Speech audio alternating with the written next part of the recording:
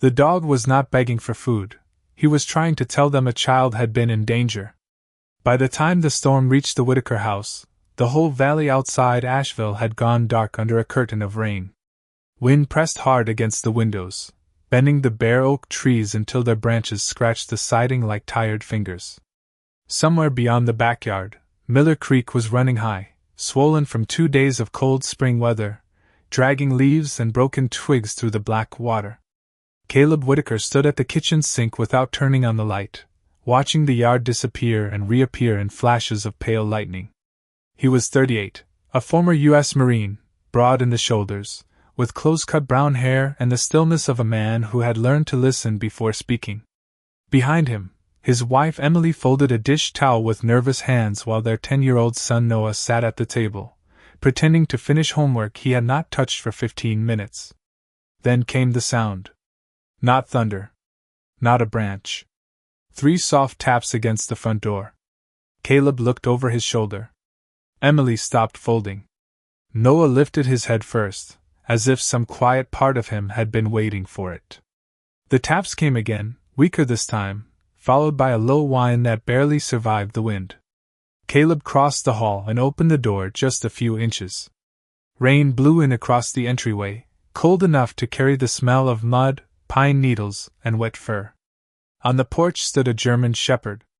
He was lean, soaked to the skin, his sable coat dark and almost black along the spine, his ears pinned low from exhaustion but his amber eyes steady and strangely awake. He did not step inside. He did not bark. He only lowered his head and placed something on the mat. A small red glove. Noah's glove.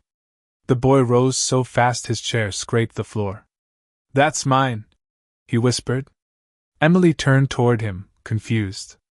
"You lost that at the field." Noah's face went pale in the porch light. "No," he said softly. "I lost it by the creek." Caleb looked from the glove to the dog, and something in the air changed. The German shepherd's sides moved with shallow breaths, each one visible in the cold. Mud clung to his legs. A thin line where a collar had once rested circled his neck, not fresh, not angry, just a quiet mark from some life before this doorstep. He stared past Caleb, past the warm hallway, straight at Noah, as if the boy was the only reason he had come through the storm. Noah stepped forward, barefoot on the wood floor. "Dad, he followed me home." Caleb's jaw tightened. He remembered dogs that followed commands, dogs that crossed dust and smoke without asking why, dogs that gave everything and asked for nothing but a hand on their head when the night was over. And because he remembered too much, his voice came out colder than he meant it to. "Noah, stay back."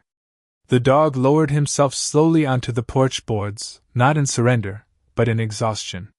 His nose touched the red glove again, pushing it 1 inch closer to the open door.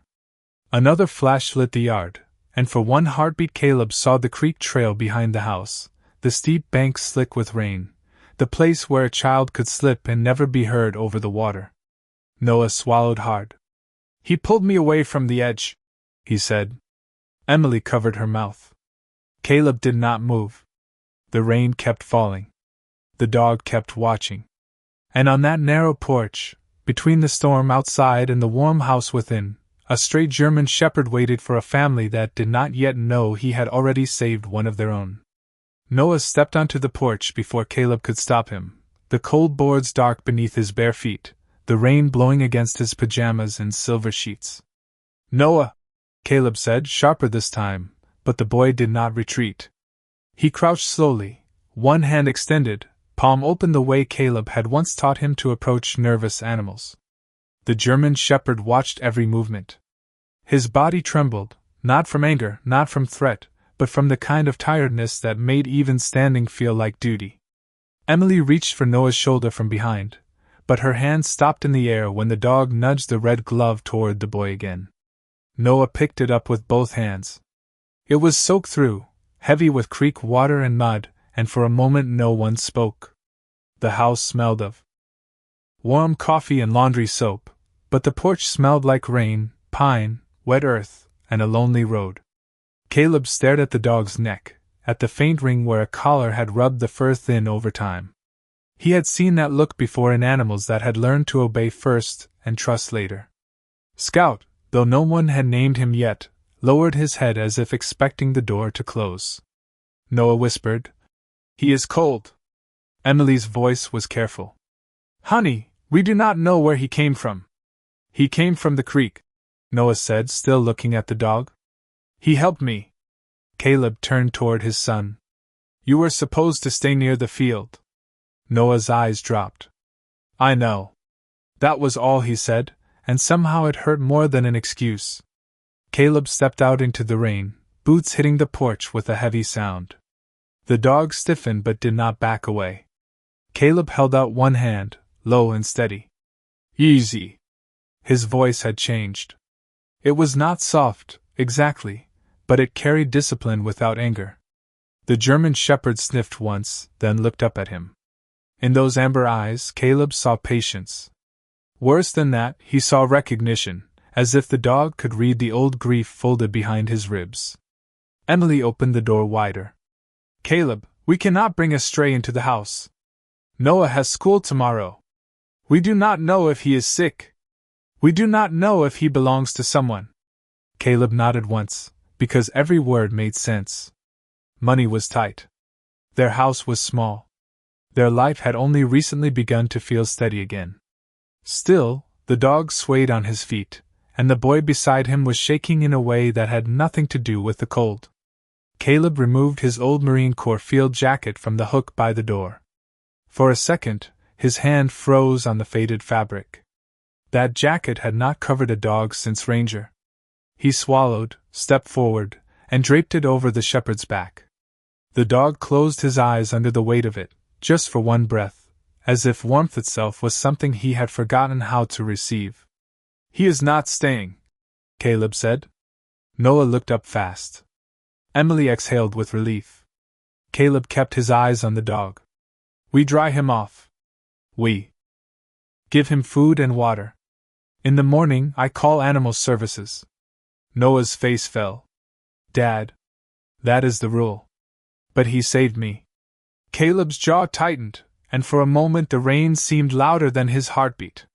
"And we will make sure he is safe," he said. "That does not mean he is ours." The words landed hard. Noah nodded because he had been raised to respect his father, but tears gathered quietly in his eyes. Caleb saw them and looked away. He could handle anger. He could handle fear. What he could not handle was hope looking at him like a question. Together, they guided the German shepherd into the mudroom, where the light was yellow and the floor smelled faintly of old boots and cedar cleaner. Scout stepped over the threshold with careful pause, then stopped as if expecting someone to shout. No one did. Emily brought towels. Noah filled a bowl with water. The dog drank slowly at first, then faster, his ribs moving beneath the wet fur. When Noah placed a folded blanket near the dryer, Scout did not lie on it. Instead, he turned in a slow circle, lowered himself between the back door and the hallway that led to Noah's room, and rested his head on his paws like a guard taking the first watch. Caleb saw it. He said nothing. But long after Emily led Noah upstairs, and long after the storm settled into a steady whisper against the roof, Caleb remained in the doorway, looking at the stray German shepherd wrapped in his old jacket, feeling a door inside himself begin to move on hinges he thought had rusted shut forever. Caleb did not sleep much that night. Long after the hallway light went dark and the house settled into the soft breathing of people trying to rest, he sat at the kitchen table with one hand around a cup of coffee gone cold, listening to the rain thin against the roof. Every few minutes he looked toward the mudroom. The German shepherd had not moved from his place near the hallway, except to lift his head whenever the old house creaked or the wind pushed against the back door. He was exhausted, but he stayed awake like a sentry who had been given orders no one else could hear. Caleb knew that kind of devotion. It had once slept at the foot of his cot, ridden beside him in dusty convoys, and followed his hand signals through places where the world felt too far from mercy. Ranger had been a German shepherd too, bigger than this stray, darker along the shoulders, with one ear that leaned slightly when he was tired. Caleb had been his handler during his years in the United States Marine Corps, though the word handler had never felt right. Ranger was not equipment. He was not a tool. He was a partner. He knew Caleb's footsteps, Caleb's moods, the pause in Caleb's breathing before a bad memory came. When Caleb came home years ago, the medals went into a drawer, the uniform into a garment bag, and Ranger's old tag onto a chain that Caleb wore beneath his shirt where nobody could see it. Some losses were not loud. Some simply made a man close every door before love had a chance to enter. Near dawn, Caleb finally rose and walked into the mudroom. The air there was warmer now, carrying the faint smell of wet fur, detergent, and the beef broth Emily had warmed in a small bowl before bed. The stray watched him approach. His amber eyes did not plead. That was what unsettled Caleb most. He looked less like a lost animal than a soldier waiting for a decision. Caleb crouched a few feet away, careful with his movements. "You picked the wrong porch," he said quietly. The dog blinked once. Caleb almost smiled, but the old ache rose too quickly. "I had one like you." The house stayed silent. Outside, morning had not fully broken, but the storm clouds were lifting beyond the trees, leaving the windows gray and pale. Caleb reached beneath his collar and drew out Ranger's old tag. The small metal piece rested in his palm, scratched along the edges, dull from years of being touched in private. The stray's nose twitched. Slowly, he leaned forward and sniffed it. Not eagerly. Gently. As if he understood it was not a toy, but a memory. Caleb's throat tightened. "He saved me more times than I deserved," he whispered. The dog lowered his head until his nose nearly touched Caleb's boot. For a moment, the former Marine felt the room narrow to that single gesture. No barking. No command. No demand. Just quiet. Recognition between two creatures carrying histories they could not explain. Then footsteps sounded upstairs. Noah's door opened. Caleb quickly tucked the tag back beneath his shirt and stood. By the time the boy came down, hair messy and eyes still swollen from a restless night, Caleb had turned toward the window. Noah looked past him to the dog. "Is he okay?" he asked. The German shepherd's tail gave one slow thump against the floor. It was small, almost shy, but it changed the whole room. Noah smiled like sunlight finding a crack in a wall. Caleb saw it, and that frightened him more than the storm ever had. Because the boy was already attached. Because the dog had already chosen him. Because Caleb knew exactly how much a loyal heart could give, and exactly how empty a house could feel after that heart was gone. Emily appeared behind Noah, tying her robe at the waist, her expression soft but guarded. "I called the clinic in town," she said. "Dr. Sarah Bennett can look at him at 8. Caleb nodded. "Good. After that, we find out if anyone is missing him." Noah's smile faded. "And if nobody is?" Caleb looked at the dog, then at his son. The right answer should have been simple. The safe answer was already waiting on his tongue. But the stray stood slowly, limped one careful step toward Noah, and placed himself beside the boy's leg as naturally as if he had belonged there for years. Caleb looked away first. "We will talk about it after the clinic," he said. It was not yes. It was not no. But in the quiet language of a wounded home, it was the first door left unlocked. By 7:45 that morning, the storm had moved east, leaving the Whitaker yard soaked and shining under a pale North Carolina sky. Water dripped from the gutters in steady beads. The oak branches still trembled as if remembering the night. Caleb backed the old pickup out of the driveway while Emily sat in the passenger seat with Noah beside her, the red glove folded in his lap like evidence of something he could not fully explain. The German shepherd lay across a blanket in the back seat, wrapped in Caleb's faded field jacket. Every turn in the road made him lift his head, not in panic, but in watchfulness. He tracked the passing mailboxes, the wet pastures, the low fog hanging over the Blue Ridge foothills. Noah kept one hand stretched backward between the seats so the dog could smell his fingers. "What should we call him?" Noah asked quietly. Emily looked at Caleb. Caleb kept his eyes on the road. "We are not naming him." Noah looked down. "He already feels like somebody." The words landed softly, but Caleb felt them all the same. Dr. Sarah Bennett's clinic sat on the edge of town between a feed store and a white church with a small bell tower. The sign out front swung in the leftover wind, and the parking lot smelled of rainwater, gravel, and cut hay from the fields behind it. Dr. Bennett met them at the door before Caleb could knock.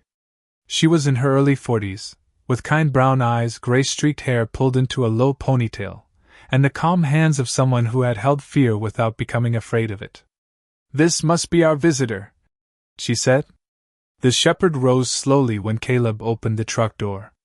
His legs were stiff, his paws tender from the wet ground, but he stepped down with quiet dignity. Noah moved beside him, close enough to help, far enough not to crowd him. Inside the exam room, the air was warm and clean, touched with the smell of antiseptic, cotton, and dog biscuits.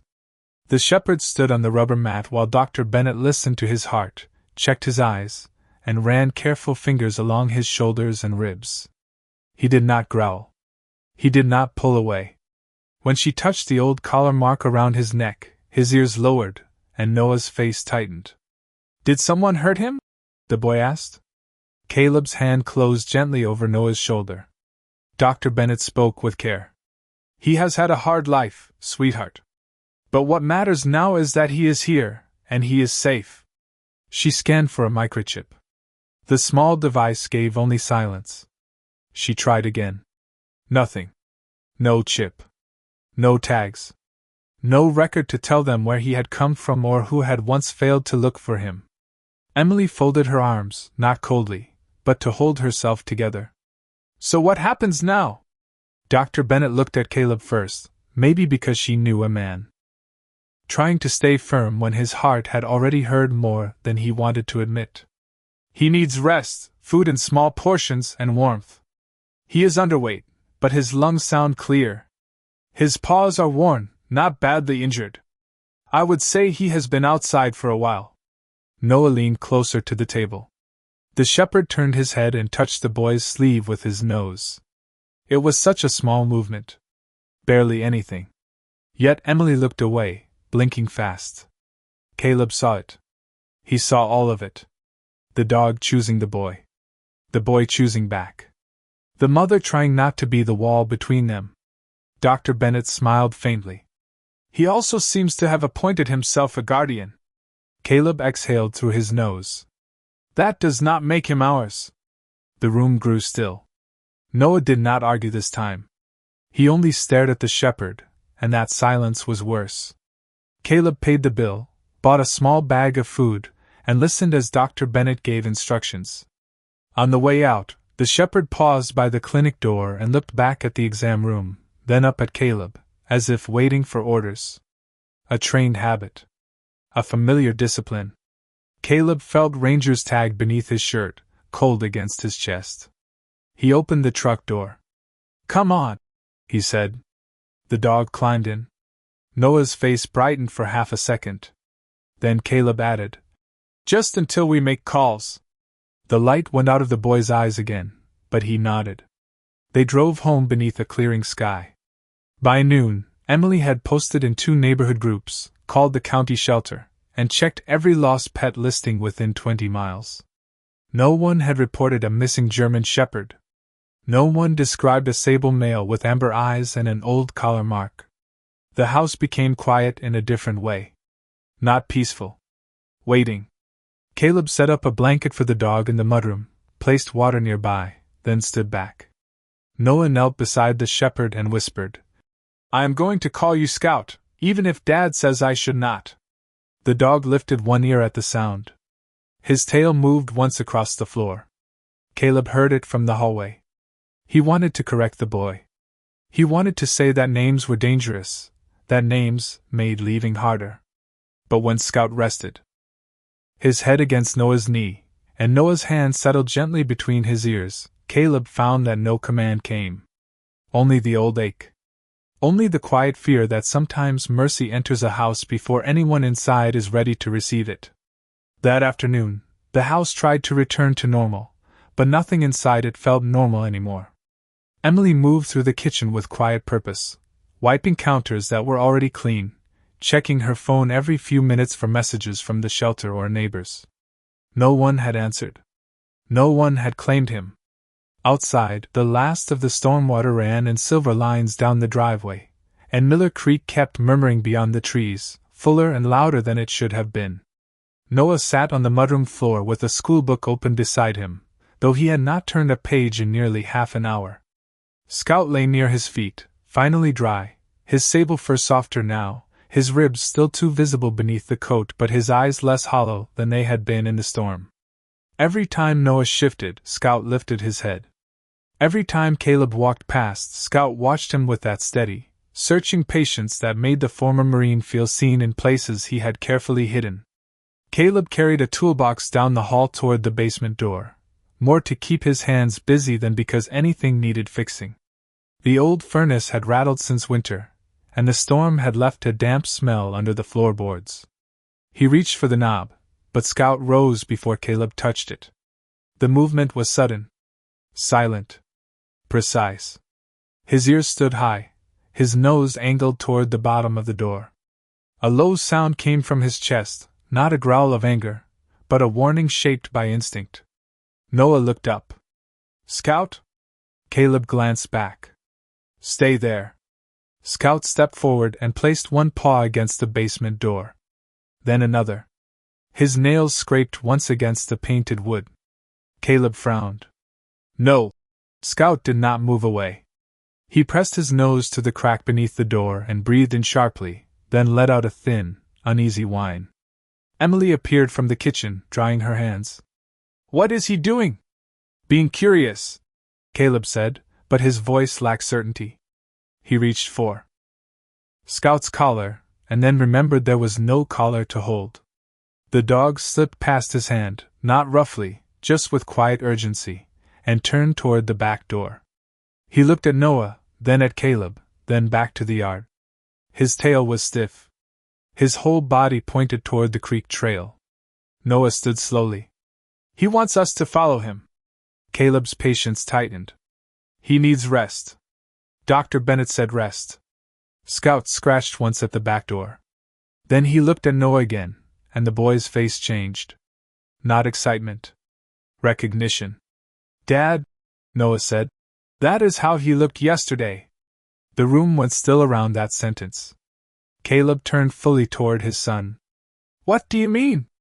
Noah swallowed and glanced toward the window, where the wet wood stood dark beyond the glass. "Before I slipped near the bank, he kept running ahead and coming back. Like he wanted me to leave. I thought he was just playing." Emily's hand rose to her chest. Caleb felt the old training return before thought could interfere. Watch the animal. Trust the pattern. Listen before dismissing the warning. He opened the back door. Scout moved out at once, not bolting, not wandering, but leading. His paws crossed the soaked grass with careful speed. Noah followed to the edge of the porch before Caleb held an arm out.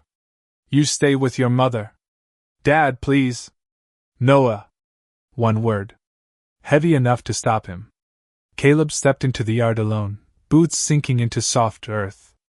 Scout looked back only once to make sure he was coming.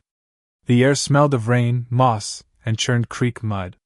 They passed the old shed, the leaning fence, the narrow path where wet leaves clung to the ground like dark coins.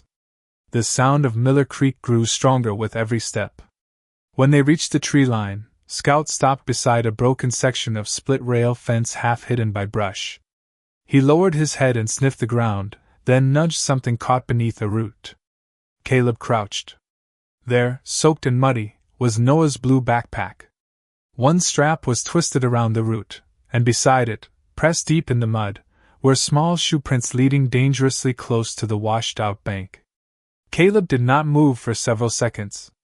The creek below rushed brown and cold between the stones. He saw how narrow the edge was.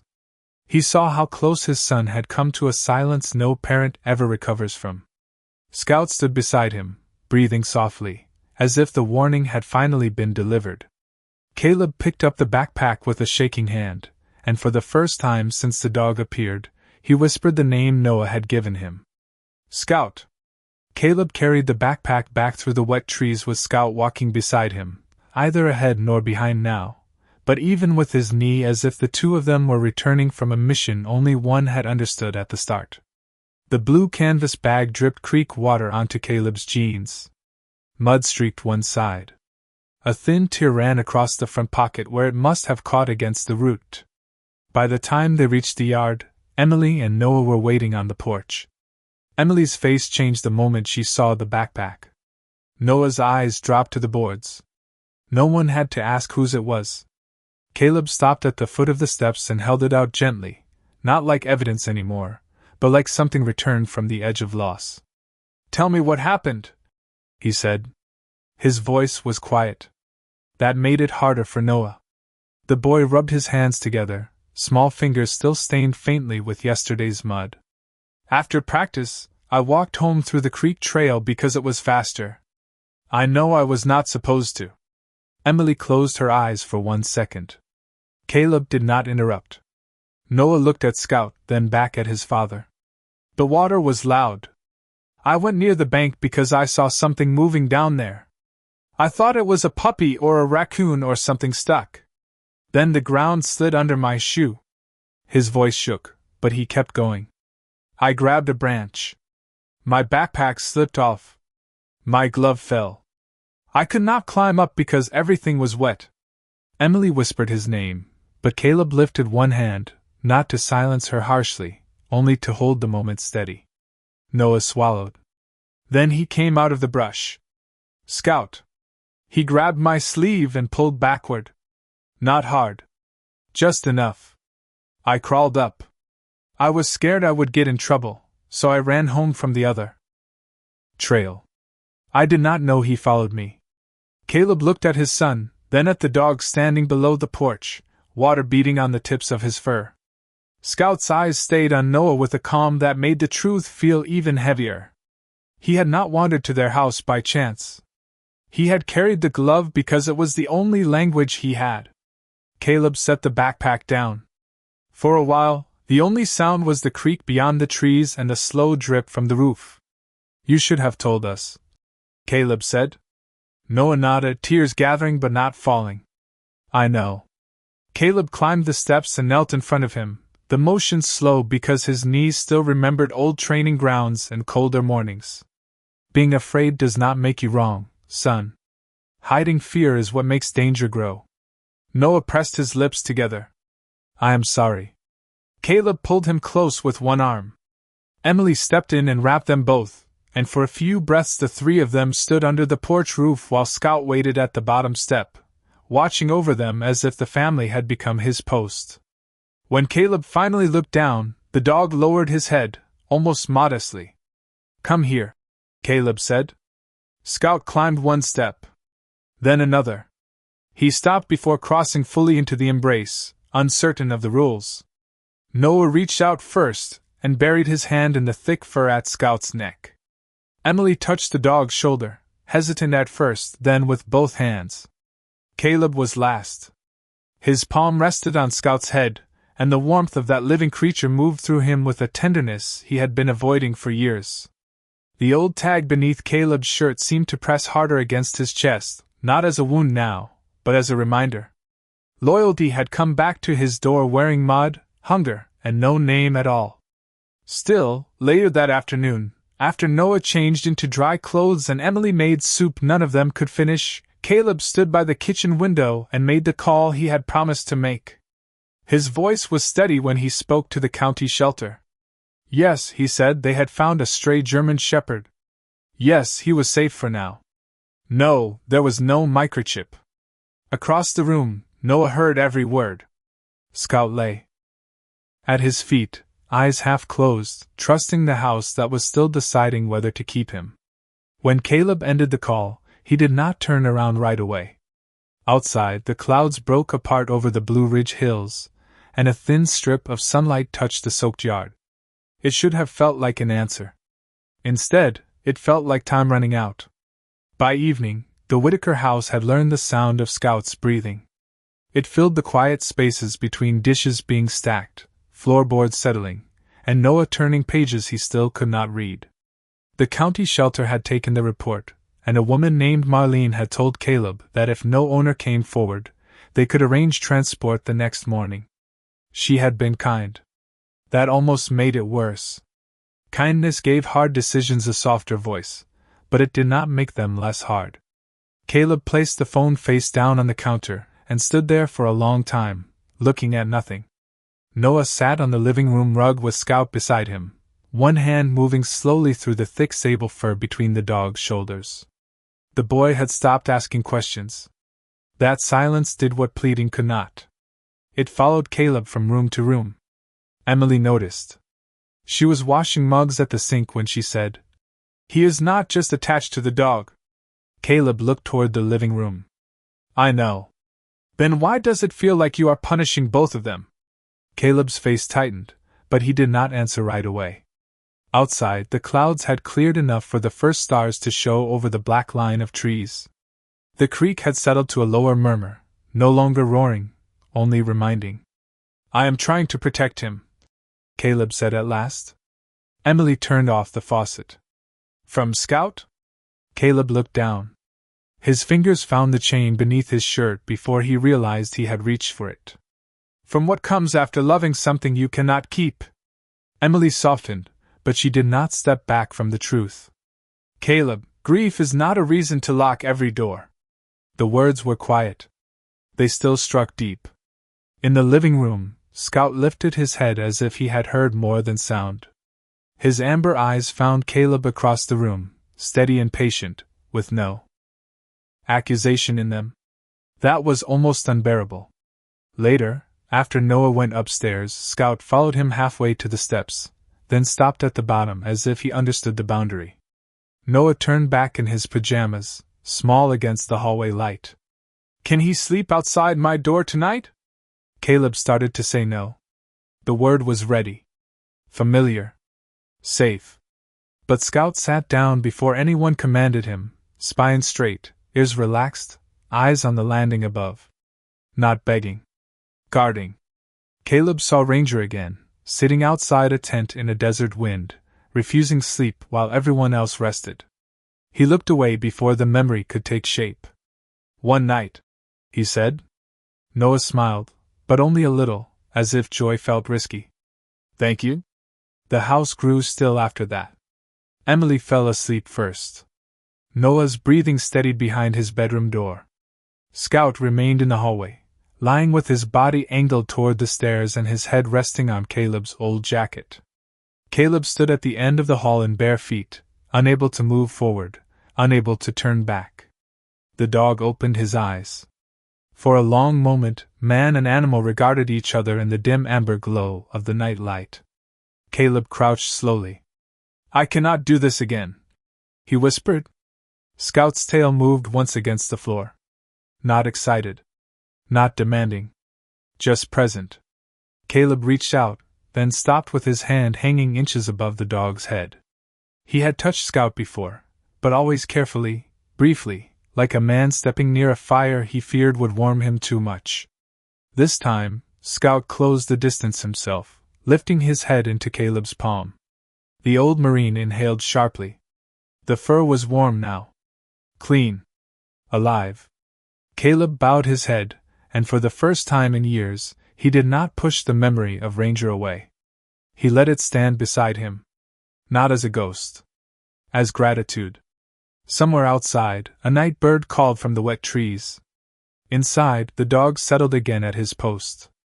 Caleb remained there a little longer, his hand resting on Scout's head, while the house slept under the fragile mercy of a second chance that had not yet been accepted.